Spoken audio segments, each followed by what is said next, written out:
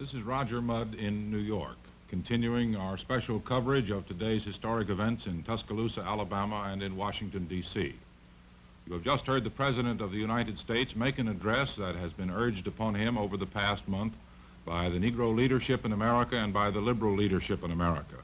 The President described the rising Negro militancy constituting a moral crisis in the United States.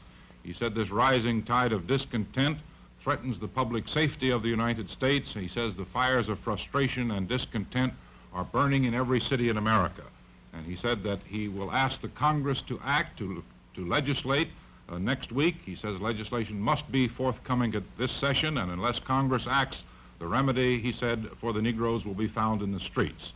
He said that he will ask Congress to enact a law prohibiting discrimination in public facilities and hotels, restaurants, and retail stores. He will ask the federal government to have power to initiate suits for school desegregation, and will ask for greater protection on the right to vote.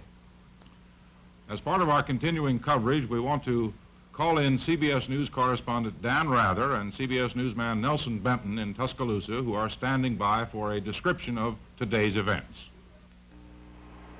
The situation here in Tuscaloosa and on the campus of the University of Alabama at the moment is as it has been most of the day, and that is extremely quiet. CBS newsman Nelson Benton is just back from a tour of the campus, and in particular the dormitory areas where the two Negro students are housed. Nelson, there's nothing to indicate that there is anything brewing at all on campus, is there? That's right, Dan. The security very definitely in effect. Jimmy Hood is at Palmer Hall, and that edifice on the campus is hinged off from the rest of the campus by state patrolmen.